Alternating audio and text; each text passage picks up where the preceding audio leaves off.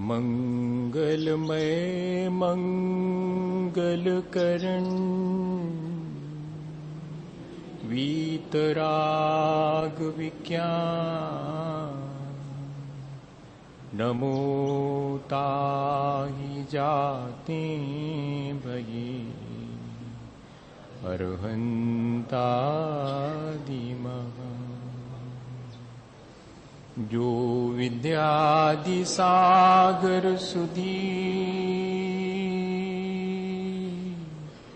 जो विद्यादि सागर सुधी गुरु हैं हितैषी शुद्धात्म में निरत नित्य हितोपदेशी।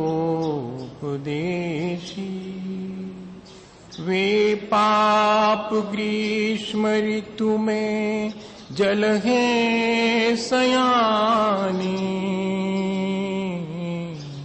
पूजूं के सतत केवल ज्ञान पाने पूजूं के सतत केवल ज्ञान पाने। बोले भगवान महावीर स्वामी की, आचार्य कुंद कुंद स्वामी की, आचार्य गुरुवर विद्यासागर मुनि महाराज की।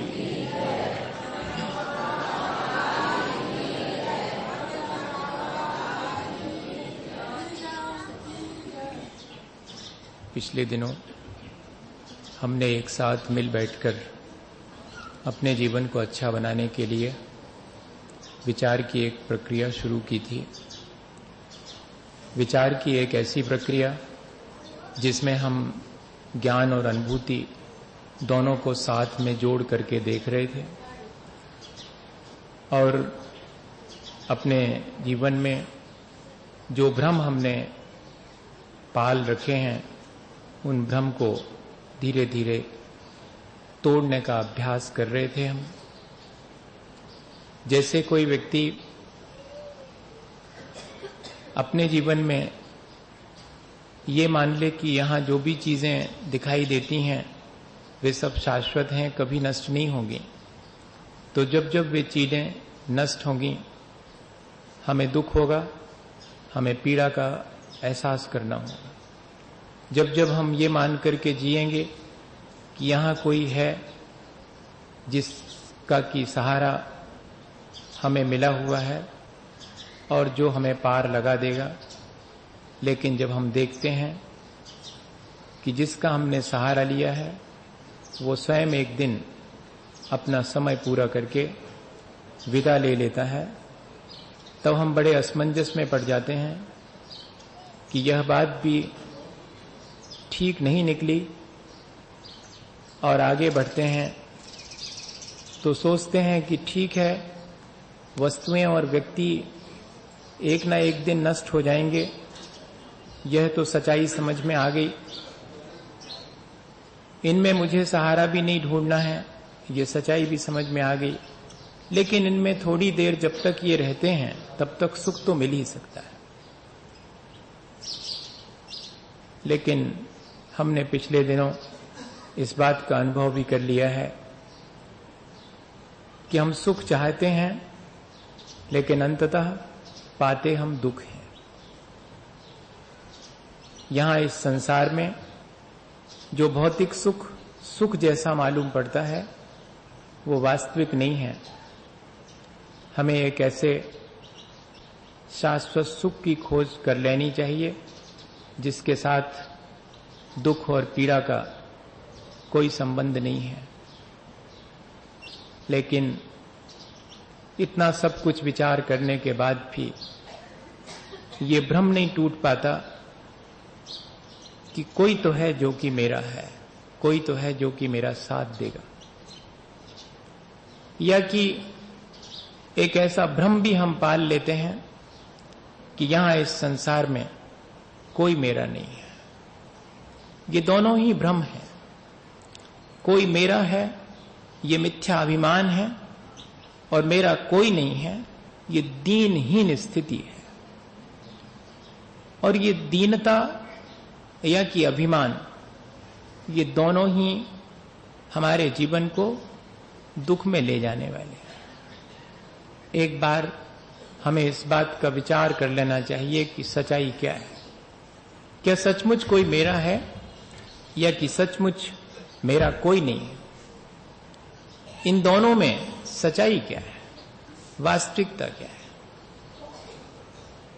असल में हम लोग जिस तरह अपने जीवन को बना चुके हैं, उसमें सहसा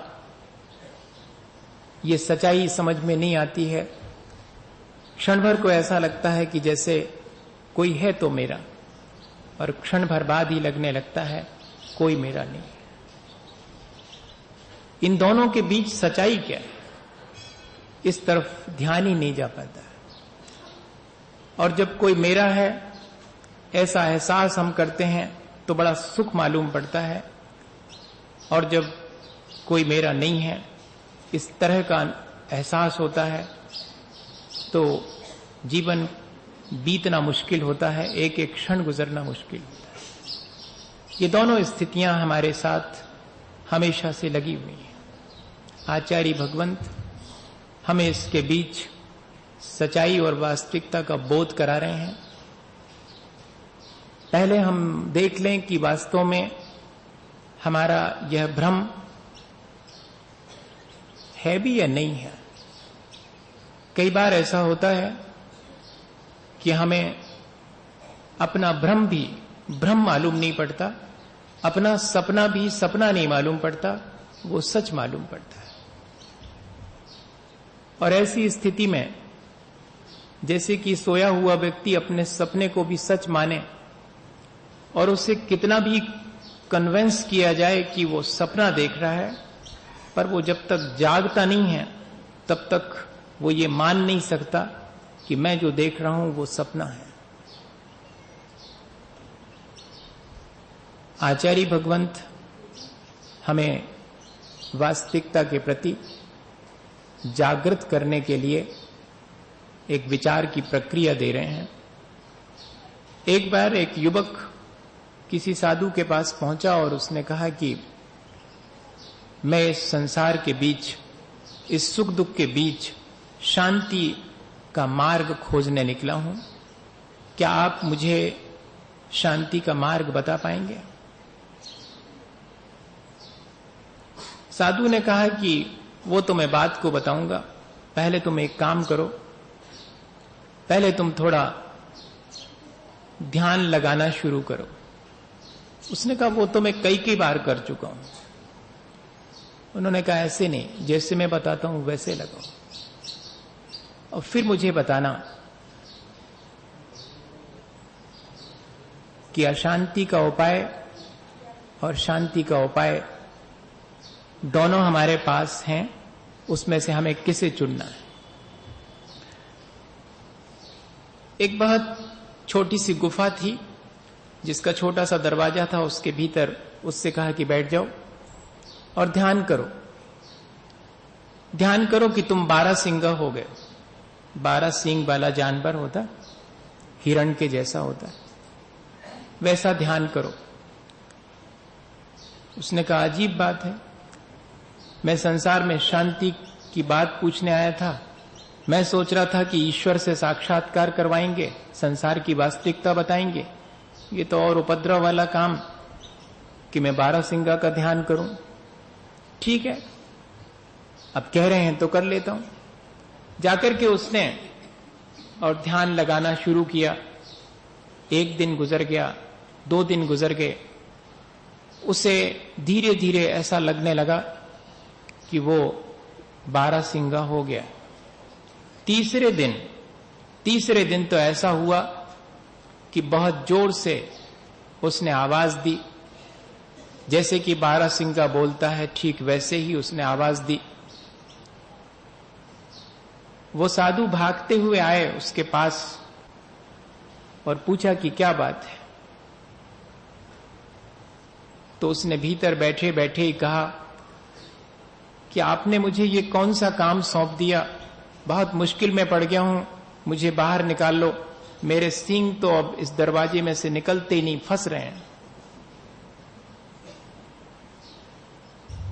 साधु ने उसे जगाया, ध्यान से बाहर आया वो और कहा निकल आओ बाहर।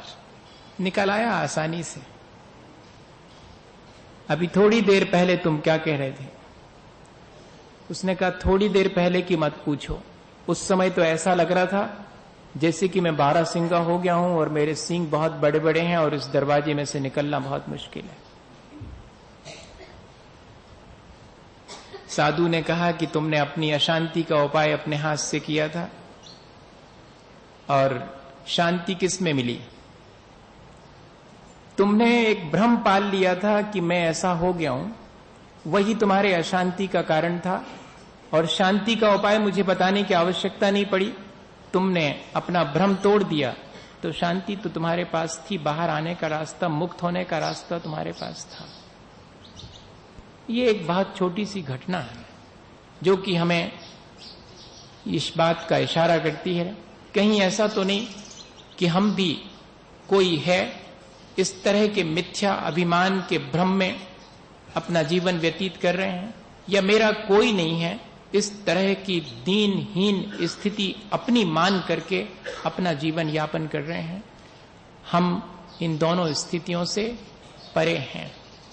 मैं एक अकेला हूं, यह निरंतर चिंतन मेरे मन में बना रहे, इसी का नाम एकत्व भावना है। आप अकेला अवतरे, मरे अकेला होए, यूं कबहूं इस जीव को साथी सगा न कोय। एक पक्ष ये है, सब जानते हैं। दूसरा पक्ष ये है, शुभ अशुभ कर्म फल जेते, भोगे जिय एक ही तेते, सुतदारा होए न सीरी, सब स्वार्थ के हैं भीरी। दोनों एकत्व भावनाओं की ही बात है, थोड़ी सी समझने की है। मैं अकेला जन्म लेता हूं, मैं अकेला मरण करता हूं, मेरा यहां पर कोई भी सगा साथी नहीं है। संयोग और साथी में थोड़ा सा अंतर है। हम संयोग को साथ मान लेते हैं, हम सब एक साथ बैठे हैं, ये संयोग है।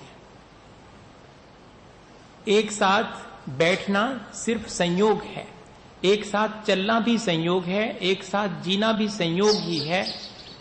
साथी तो तब होता है जब एक दूसरे के लिए परस्पर सहयोगी बने। क्या मैं आपके साथ जन्म में सहयोगी बन सकता हूं? क्या मैं आपके साथ मरण में सहयोगी बन सकता हूं? क्या मैं आपके दुख में सहयोगी बन सकता हूं? क्या मैं आपके सुख में सहयोगी बन सकता हूं? थोड़ा सा विचार करना पड़ेगा। जन्म में और मरण में सहयोग चाहना, ये तो निगोदिया जीव की स्थिति है। एक साथ अनंत जीव उत्पन्न होते हैं और एक साथ मरण को प्राप्त होते हैं, एक साथ सुख और दुख, लेकिन दोनों अपना अपना अलग अलग भोगते हैं। रेस्पिरेशन एक साथ हो सकता है, डाइट एक साथ हो सकती है, लेकिन अपने अपने सुख दुख भोगने के लिए अनंत जीव राशि भी एक ही शरीर में जन्म ले ले, लेकिन वो अपने सुख दुख को एक अकेले ही भोगता है, पार्टिसिपेट नहीं कर सकती। एक मां अपने बेटे की पीड़ा में पीड़ित होकर अपने प्राण देना चाहे तो दे सकती है, लेकिन अपने बेटे की पीड़ा को 1 डिग्री भी कम नहीं कर सकती। ये वास्तविकता है, लेकिन ये वास्तविकता इतनी जल्दी हमारे हाथ आती नहीं है। हमें लगता है कि हम अकेले हो जाएंगे, अकेले हो जाएंगे तो कैसे जिएंगे, जबकि हम अकेले हैं, हो क्या जाएंगे। ये तो साथ हमारा भ्रम है, हम वास्तव में अकेले हैं। लेकिन अकेलेपन की स्थिति भी 2 तरह की है, एलोननेस और लॉनलीनेस। 2 शब्द इंग्लिश में अलग अलग दिए इसीलिए। लॉनलीनेस में तो सफरिंग की फीलिंग है, कोई मेरा नहीं है, मैं इतना अकेला हूं, इसमें हम पीड़ा महसूस कर रहे हैं। ये अकेलापन वास्तविक नहीं है। एक वो है जबकि हमसे हमारी किसी से बन नहीं पाती है, तब हम कहते हैं हम तो अकेले ही ठीक हैं। ये द्वेषपूर्वक एक अकेलापन है। ऐसा अकेलापन का एहसास भी हमने कई बार कर लिया। और मेरा कोई नहीं है, मैं अकेला रह गया हूं और भीतर ही भीतर पीड़ा महसूस कर रहा हूं, खेद महसूस कर रहा हूं। ये राग पूर्वक अकेलापन भी हम कई बार महसूस कर चुके हैं। लेकिन इन राग और द्वेष से परे होकर मैं अकेला हूं, सारी जिम्मेदारी मेरी है, मेरे सुख दुख के लिए किसी और पर मैं निर्भर नहीं हूं। मैं परावलंबन छोड़ करके जब स्वावलंबी होना शुरू होता हूं, तब वास्तव में वो अकेलेपन की अनुभूति है। Self satisfaction, self saturation. मैं अपने आप में पर्याप्त हूं, मैं अपने आप में संतुष्ट हूं। मुझे दूसरे के नहीं होने से कोई असंतोष नहीं है और न दूसरे की उपस्थिति से मुझे कोई ज्यादा अभिमान कि मेरे बहुत सारे लोग हैं, ऐसा अभिमान भी मेरे भीतर नहीं है। इन दोनों स्थितियों को हम धीरे धीरे समझें और उन स्थितियों से ऊपर उठें। वास्तविकता सिर्फ इतनी ही है, सच्चाई सिर्फ इतनी ही है। मिथिला नरेश हुए हैं और मिथिला नरेश को दाह ज्वर हो गया था और उस दाह ज्वर के चलते सारे उपाय करने के बाद भी शांति नहीं मिली थी। तब किसी ने कहा कि मलयागिर के चंदन का सारे शरीर पर लेप किया जाए तो दाह ज्वर में शांति मिलेगी। और राजा होने की वजह से मलयागिर का चंदन भी आया और उनके तो सैकड़ों रानियां थीं। उन्होंने कहा कि चंदन नौकरों से नहीं बंटवाया जाएगा, हम खुद बांटेंगे। और बाजू के कमरे में रानियों ने चंदन घिसना शुरू किया था। हाथ में ढेर ढेर वे चूड़ियां पहने थीं और जब चंदन घिसते थे तो उन चूड़ियों की आवाज आती थी। वो आवाज इतनी कर्कश मालूम पड़ती थी कि राजा को दाह ज्वर के साथ साथ ये एक और वेदना होने लगी। मंत्री से कहा कि ये क्या कर रहे हैं, इतना शोरगुल। उन्होंने कहा कि राजन, आपकी शांति के लिए चंदन घिसा जा रहा है। लेकिन चंदन घिसा जा रहा है, उसका इस शोरगुल से क्या संबंध? मंत्री ने कहा कि उपाय करते हैं राजन, शायद शोरगुल बंद हो जाए। और रानियों से जाके कहा कि शोरगुल बहुत होता है, टकराहट होने से चूड़ियों में आपस में आवाज आती है। क्या उपाय किया जाए कि चंदन भी बढ़ता रहे और आवाज ना आए? रानियों ने कहा कि इसमें कोई कठिन बात नहीं है, उपाय अभी किया जाता है। और सबने सिर्फ एक एक चूड़ी अपने हाथ में रखी और चंदन बांटना फिर से शुरू कर दिया। आवाज आना बंद हो गई और चंदन फिर भी घिसा जा रहा है। राजा को संदेह होने लगा कि मेरे उपचार के लिए क्या चंदन घिसना बंद कर दिया गया? मंत्री से कहा कि नहीं, चंदन तो अभी भी घिसा जा रहा है। तो फिर बात क्या है? चंदन घिसते समय अभी तो बहुत आवाज आ रही थी, अब आवाज कैसे गायब हो गई और चंदन फिर भी कैसे घिसा जा रहा है? उन्होंने कहा, राजन, इसमें कोई बहुत कठिन बात नहीं है। अभी दो 5-5 चूड़ियां थी, वे आपस में टकराती थीं, आवाज आती थी। सब रानी साहबा ने अब अपने अपने हाथों में एक एक चूड़ी ही रखी है। अच्छा, ये 2 और 4 होने से टकराहट होती है और अशांति उत्पन्न होती है। ये एक एक हो जाने से शांति हो जाती है। मेरी अशांति का कारण भी कहीं ना कहीं मेरे भीतर की टकराहट ही है। यदि मैं एकाकी होकर के विचरण करूं तो शायद मुझे शांति मिलेगी। यदि मैं इस दाह ज्वर से मुक्त हो जाऊं तो पानी पात्र में आहार करूंगा और एकाकी विचरण करूंगा। यह संकल्प उसी क्षण राजा ने कर लिया और कहते हैं कि रात आसानी से निकली। सुबह तो दाह ज्वर ठीक होना ही था, लेकिन दाह ज्वर ही क्या, कई जिंदगियों का जो ज्वर कि कोई मेरा है कोई मेरा नहीं है, ये भी तो डिजीज ही है, ये भी तो एक रोग ही है। ऐसा मिथ्या अभिमान करते फिरते हैं हम, या कि ऐसे दीनहीन होकर जीवन बिताते हैं, कोई मेरा है कोई मेरा नहीं है। ऐसे राग द्वेष में हम जीते हैं और अपने हाथ से अपने उस एकाकी स्वभाव को भूलकर अपने लिए अशांति उत्पन्न करते हैं। राजा का दाह ज्वर ही नहीं मिटा, जीवन भर का और कई जिंदगियों का जो संचित कर्म का ज्वर था वह भी नष्ट हो गया।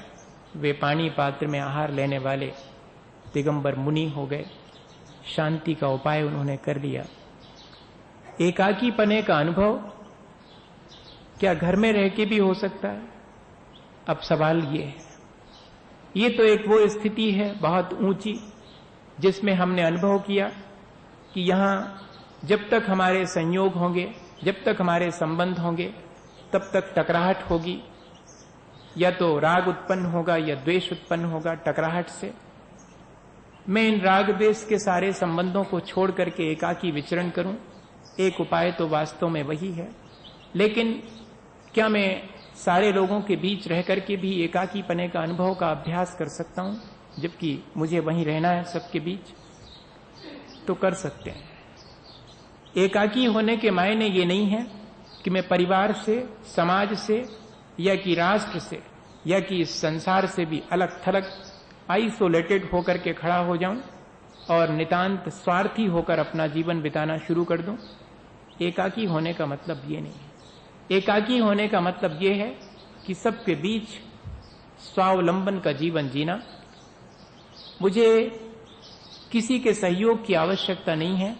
अगर कोई सहयोग देता है तो मैं धन्यवाद से भरा हूं, अगर कोई सहयोग नहीं देता है तो मेरे भीतर कोई शिकायत भी नहीं है। जब जब इस तरह का जीवन हम जीना शुरू करते हैं तब मानिएगा कि हम सबके बीच रह करके भी उस एकत्व भावना का अभ्यास कर सकते हैं। असल में हमें लोगों से सहयोग की अपेक्षा होती है, और जब सहयोग नहीं मिलता है तो पीड़ा होती है या शिकायत होती है। और आचार्य भगवंत कह रहे हैं कि सबके बीच रह करके भी दूसरे का उपकार तो करना है, लेकिन दूसरे से सहयोग की अपेक्षा नहीं रखनी है। क्या इतनी बात हम साध सकते हैं अपने जीवन में? बहुत अभ्यास करना पड़ेगा। सबके सहयोग के लिए तत्पर रहना और किसी के सहयोग की अपेक्षा नहीं रखना। वाह, हम सबके लिए सब करते हुए मर जाएं और कोई हमारे लिए कुछ नहीं करे, ये सिखा रहे हैं आप? ऐसा लगेगा, ऐसा लगेगा, क्योंकि अभ्यास इसी बात का है। दूसरे के लिए जरा सा कुछ भला करते हैं तो दूसरे से बहुत सारे भले की आकांक्षा उसी क्षण पैदा हो जाती, या कि करते ही इसीलिए हैं कि मुझे इससे कुछ प्राप्त होगा। और जहां ये भाव आना शुरू हुआ वहां पर एकत्व भावना, लेकिन मुझे किसी के सहयोग की अपेक्षा नहीं है, सहयोग मिले इनकार भी नहीं है। देखना, सहयोग से इनकार नहीं है, नहीं तो ईगो आ जाएगा, मुझे किसी की कोई जरूरत नहीं है, हाँ मैं पर्याप्त हूं अपने लिए, जाओ सब बैठो अपना अपना काम कर। ऐसा नहीं कह रहा, अहंकार पूर्वक नहीं है। मुझे आपका सहयोग मिले इसके लिए धन्यवाद, नहीं मिले तब भी मुझे कोई फर्क नहीं पड़ता। इस तरह की भावना हमारे भीतर क्या हम उत्पन्न कर सकते हैं? क्या हम अपने अहंकार को तोड़ सकते हैं कि मैं किसी का सहयोग करता हूं इसलिए लोगों को भी मेरा सहयोग करना चाहिए? यह अहंकार है। दूसरे के उपकार करने की भावना करने वाला निस्वार्थ उपकार करना शुरू कर दे तो एकत्व की भावना आना शुरू हो जाएगी। आचार्य भगवंतों ने 2 गाथाएं इसी आशय की लिखी हैं। हम देखें कि वे हमें सारे संसार के बीच रहते हुए भी किस तरह एकाकी अनुभव करने की सलाह दे रहे हैं, या कि धीरे धीरे हमें इस संसार के संबंधों से पार होकर के अपने उस एकत्व स्वरूप का अनुभव करने की सलाह दे रहे हैं। दोनों में से हम कितना कर पाएंगे, ये हमारी अपनी क्षमता हम देख करके और शुरू करें। पत्येयम पत्येयम नियगम कम्म फलमनुह वंताणम को कस्य जये सयनो को कस्य व परजनो भनियो। हे मित्र, आप अपने विधि के फलों को हैं भोगते सकल जीव शुभाशुभों को। तो कौन हो स्वजन कौन निरापराया, तू ही बता समझ में मुझको ना आया। आचार्य भगवंत हमसे पूछ रहे हैं कि ये बताओ, आज तक तुमने जो सुख और दुख का अनुभव किया है वो अकेले ही किया है, या कि किसी ने उस सुख को और दुख को घटा बढ़ा दिया है? नहीं, किसी ने भी न घटा पाया न बढ़ा पाया। घटाने में निमित्त कोई बन सकता है, बढ़ाने में निमित्त कोई बन सकता है। जिसे मैं अपना सहयोगी मानता हूं उसे अपने सुख बढ़ाने वाला मान लेता हूं, और जिसे अपना शत्रु मानता हूं, पराया मानता हूं, उसे अपने दुख को बढ़ाने वाला मान लेता हूं। लेकिन वास्तव में न कोई मेरा अपना मित्र मेरे सुख को बढ़ा पाया, न मेरा शत्रु मेरे दुख को बढ़ा पाया है। तब फिर पूछ रहे हैं, जब इतना सब कुछ तुम समझते हो तो यहां क्यों किसी को अपना और क्यों किसी को पराया कहते हो? मेरे समझ में नहीं आता कि इतना सब जानने के बाद भी किसी को अपना और किसी को पराया कहते हो। या तो एक बार ये तय कर लो कि अपने अलावा और सब पराये हैं, या फिर एक बार ये तय कर लो कि अपने जैसे ही सब अपने हैं। दो में से कोई एक चीज तय करना पड़ेगी। दोनों चीजें, अपना और पराया, यही हमारे दुख का कारण है। या तो मेरे अलावा जो कुछ भी है वो सब पराया है, और या फिर मैं जैसा हूं ऐसे ही सब हैं, इसलिए सब अपने हैं। इसमें से अध्यात्म की भाषा में तो तम एयत्त विहत्तम अपानम, उस एकत्व और विभक्त आत्मा को जो कि सबसे पृथक है ऐसा अनुभव करने की सलाह दी गई है। लेकिन व्यवहार में चरणानी योग की पद्धति में यह कहा गया है कि सबको अपना मान करके और अपने जीवन को इस तरह बनाना जैसे कि किसी को अपना मान लेने के बाद न उसको हम पीड़ा पहुंचाते हैं, न उससे झूठ बोलते हैं, न उसके साथ दुर्व्यवहार करते हैं, न उसकी किसी चीज को हड़पने और अपने पास उठा करके रखने का भाव करते हैं। ठीक ऐसा ही अगर सबके प्रति अपनेपन का भाव आ जाए तब वह भी एकत्व भावना ही है। आचार्य महाराज को मैंने 2-3 साधुओं के साथ देखा, और एक दिन ये स्थिति आई सन 87 में कि हम सब मिलकर के उनके साथ 46 लोग थे, 46 पीछी। अब तो खैर जब एक साथ कभी मिलेंगे तो 300 की संख्या होगी लगभग। वो दिन कहां और किस क्षण आएगा अपन तो भाव नहीं भा सकते हैं कि एक साथ कभी सारे लोग। पिछले वर्ष तो इकट्ठे हुए थे लगभग 150 साधु आरिका माता जी कुंडलपुर के महामस्तकाभिषेक में, लेकिन फिर भी पूरे सब नहीं हो पाए थे। उस समय जब 46 थे तब भी बड़ा अद्भुत लगता था। आचार्य महाराज बैठे हैं बीचों बीच और हम लोग बैठे हैं। भक्ति के बाद सुबह सुबह उस दिन पता नहीं कैसे मेरा मन हुआ, मैंने आचार्य महाराज को हाथ जोड़ के कहा कि आज सिर्फ हम लोगों के लिए कुछ कहिएगा। और आचार्य श्री ने भी जो बात, बहुत बड़ी बात उस दिन कही, वो आज के संदर्भ में बहुत उपयोगी है। उन्होंने 2 बातें कही कि देखो, जब सामायिक में लीन हो तो विचार करना कोई किसी का नहीं है। जब सामायिक में लीन हो तो अपने को एकाकी मानना अपने सुख दुख के लिए, यहां भोगने के लिए मैं सिर्फ अकेला हूं, ऐसा मानना और सबसे डिटैच हो जाना। लेकिन जब सामायिक से बाहर आकर के सबके बीच प्रवृत्ति करो, तब सबको अपना मानना और एक दूसरे के सहयोग के लिए तत्पर रहना, किसी को पराया मत मानना। एक अध्यात्म है और दूसरा आचरण है। आचरण जब करने लगे तब यही बात हमें एकाकी बनाने के लिए पर्याप्त है कि यहां कोई पराया नहीं है, सब मेरे जैसे ही और अपने हैं। तब फिर मुझे सबका सहयोग करना है, लेकिन किसी से सहयोग की आकांक्षा नहीं रखनी, अन्यथा वो आकांक्षा मुझे फिर दुख में ले जाएगी। मुझे सबका सहयोग करना है, ये भाव मेरे मन को बहुत प्रसन्नता देगा, और मुझे किसी से सहयोग की अपेक्षा नहीं है, ये भाव मुझे स्वावलंबी बनाएगा। ये दोनों ही चीजें इस एकत्व अनुप्रेक्षा के द्वारा हम आसानी से सीख सकते हैं। असल में अपने आप के अहंकार को पूरी तरह से नष्ट कर देना, ये एकत्व भावना सिखाती है। बहुत मुश्किल तो है बात, मैं बहुत विचार करता रहता हूं इस बात को, आपके बीच तो आज कह रहा हूं, मैं तो कई बार इसको विचार कर चुका हूं। बहुत मुश्किल होता है, क्षण भर को भी ऐसा भाव आ जावे कि मैं अकेला हूं तो कैसा लगने लगता है, यहां मेरा कोई नहीं है।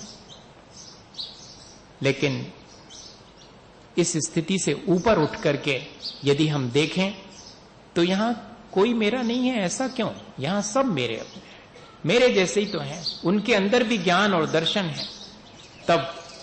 तब आगे वाली बात एकदम स्पष्ट समझ में आती है। एगो में शाश्वतो आदा नाण दंशन लक्षणों शेषा में बाहिरा भावा सव्वे संजोग लक्षणा। मैं एक हूं, सब अकेले ही हैं, मैं जैसे ज्ञान दर्शन से युक्त हूं ऐसे ही सब ज्ञान दर्शन से युक्त हैं। लेकिन ये जो एक दूसरे के साथ संयोग हुआ है वो बहुत बाहरी है। मैं ऐसा मान करके अपना जीवन जीऊं तब भी मैं आसानी से अपने जीवन को आनंदित होकर जी सकता हूं।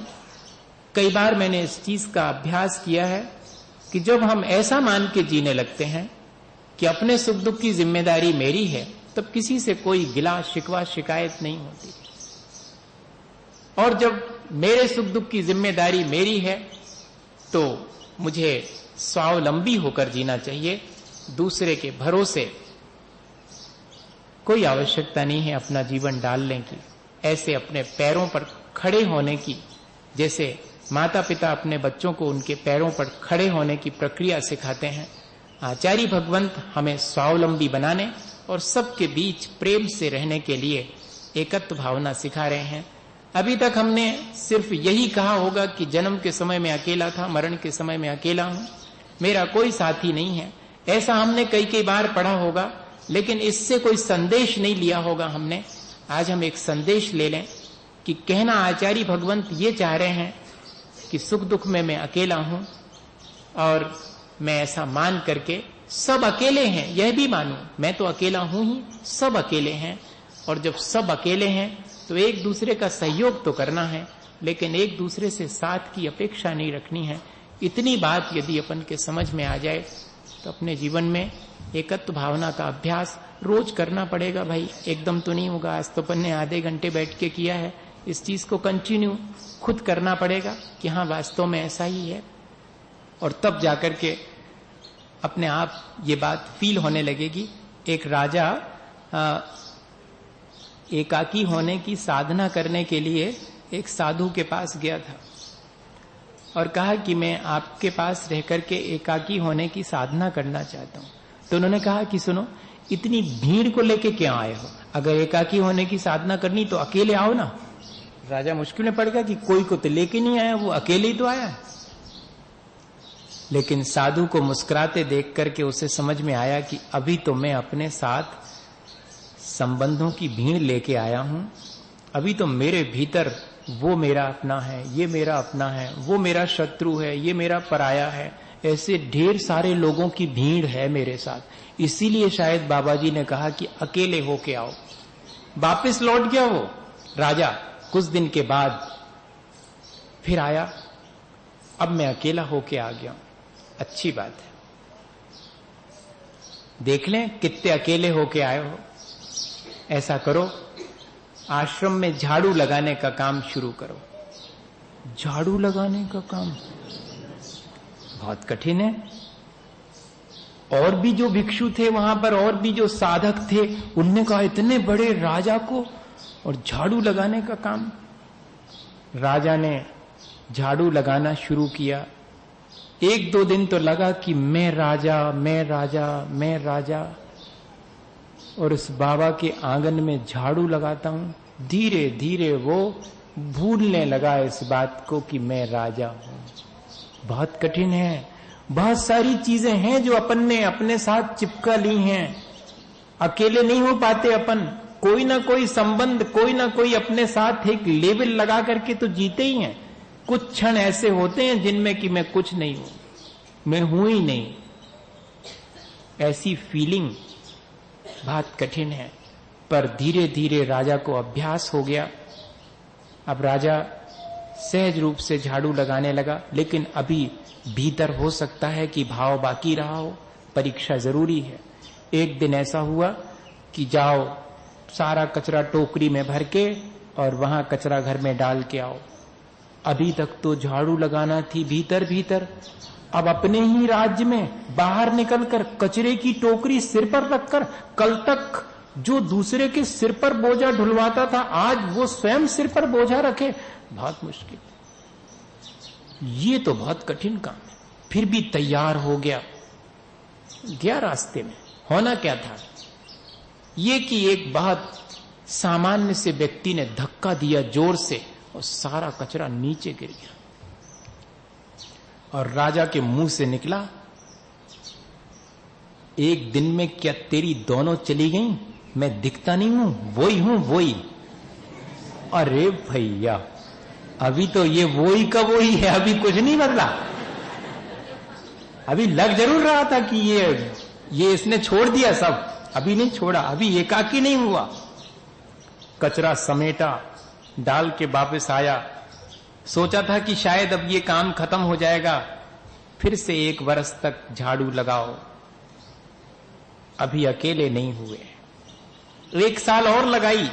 1 साल के बाद फिर कचरा फेंकने की बारी आई और कचरा फेंकने गए। अब की बार व्यक्ति टकराया तो आंखों में ऐसे घूर के देखा कि क्या समझता है मुझे। कहा कुछ नहीं, लेकिन कहा तो वही, लेकिन पहले की अपेक्षा थोड़ी कमी तो आई थी। और तीसरी बार साल भर झाड़ू लगाने के बाद फिर जब कचरा फेंकने गया तो फिर वो व्यक्ति टकराया, सारा कचरा नीचे गिर गया। फिर भी उस व्यक्ति से कुछ नहीं कहा, बड़ी प्रसन्नता से अपना कचरा बटोरा और जाकर के फेंक करके वापस आया। साधु ने कहा कि अब तुम एकत्व की साधना शुरू कर सकते हो, अब तुम अकेले हो गए हो। अब तुम्हें ये भान नहीं रहा कि मैं राजा हुआ करता था या कि मैं और कुछ था। मैं जो हूं अपने आप में परिपूर्ण हूं। मुझे किसी से कोई गिला शिकवा नहीं है, मुझे किसी से कोई अपेक्षा भी नहीं है। अगर ये स्थिति हमारे भीतर कुछ क्षण के लिए भी आ जाए, अपने परिवार के प्रति भी आ जाए कि अपने परिवार के लोगों से मुझे कोई अपेक्षा नहीं है और ना मुझे अपने परिवार के लोगों से कोई शिकायत है, ऐसे कुछ क्षण अगर अपने परिवार में हम व्यतीत करना शुरू कर दें, फिर देखें कि सचमुच ये लाइनें हमारे जीवन में सार्थक हो जाएंगी। अभी तो सिर्फ हम 12 भावनाओं की लाइनें दोहराते हैं, अभी वे हमारे जीवन में पूरी तरह आई नहीं है। हम लेकिन निरंतर अभ्यास करेंगे तो ये बात जरूर आएगी। इसी भावना के साथ कि हम सब आचार्य भगवंतों के द्वारा कही गई उस वास्तविक एकत्व